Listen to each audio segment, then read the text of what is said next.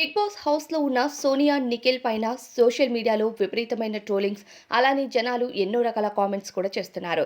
ఇక big Boss హౌస్‌లో ఎప్పుడు ఎలాంటి మార్పులు జరుగుతాయో ఎవరు ఊహించలేరు. గత వారం నామినేషన్స్‌లో ఉన్న నాగమణికంఠ ఎలిమినేట్ అవుతారని అందరూ ఊహించారు.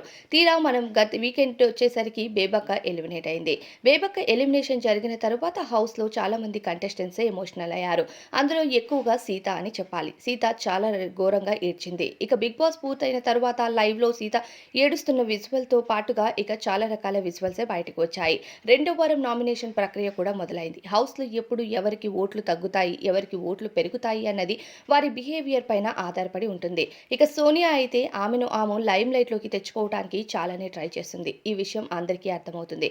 బిగ్ బాస్ హౌస్‌లో వన్ ఆఫ్ ది టాప్ కంటెస్టెంట్‌గా అడుగుపెట్టారు నిఖిల్. అందరికంటే ఎక్కువ రెమ్యునరేషన్ తీసుకున్నారు. అయితే ప్రస్తుతం నిఖిల్, సోనియా ట్రాక్ అంటూ చాలా రకాల కామెంట్సే ఎదురవుతున్నాయి. ఇప్పటికే సోనియా నిఖిల్‌కి బాగా ట్రై చేస్తుంది. పాపం బయట కావ్య ఉందని తెలీదేమో అంటూ కూడా సోనియా పైన కామెంట్స్ ఎదురవుతున్నాయి.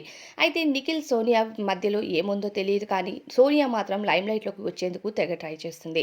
నిన్న బేబక్క ఎలిమినేట్ అయ్యి బయటకు వచ్చిన తరువాత లైవ్‌లో నిఖిల్‌కు ఏదో చెప్పడానికి ట్రై చేస్తుంది. ఇక్కడ అందరూ ఎమోషనల్ అవుతూ ఉంటారు. అందరిలో మనం ఇన్వాల్వ్ అయితే మనకే టైం వేస్ట్ అంటూ నిఖిల్‌కు బ్రెయిన్ వాష్ చేస్తుంది. నిఖిల్‌కు అన్నీ తెలుసు. ఎవరి స్ట్రాటజీస్ వాళ్ళకుంటాయి. సోనియా బ్రెయిన్ వాష్ చేయాల్సిన అవసరమే లేదు.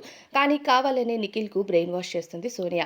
నిఖిల్‌ని తొక్కేసి లైమ్‌లైట్‌లోకి రావాలి అనుకుంటుందో, లేకపోతే ఇలా పెయిర్ అవుతే బయట చాలా రోజుల పాటు ఉండొచ్చు హౌస్‌లో అని అనుకుంటుందో ఏమో మరి తెలీదు. కానీ ప్రస్తుతం సోనియా, నిఖిల్ పైన అయితే విపరీతమైన ట్రోలింగ్ జరగటం, జనాలు వీళ్ళపైన కామెంట్స్ కూడా చేస్తున్నారు. నిఖిల్ అయితే విన్నర్ అవుతాడు అనుకొని హౌస్‌లోకి వచ్చాడు. ఇదే పద్ధతి ఫాలో అయ్యి సోనియా చెప్పిన ఆ బ్రెయిన్ వాష్ మాటలకి మారాడంటే ఖచ్చితంగా సన్ముఖ్ జశ్వంత్ పరిస్థితి అయితే వస్తుంది అంటూ కామెంట్స్ కూడా ఎదురవుతున్నాయి. ఈ వారం నామినేషన్స్‌లోకి ఎవరొస్తారు అన్నది వేచి చూడాలి. ఇప్పటికే పెయిడ్ టాస్కులతో నామినేట్ చేసుకోమంటూ కంటెస్టెంట్స్‌కు చెప్పారు. ఈ వారం నామినేషన్స్‌లో సోనియా, విష్ణుప్రియ ఎక్కువ టార్గెట్ అయినట్టు అర్థమవుతుంది. దీనిపైన అభిప్రాయం కామెంట్స్‌లో చెప్పండి.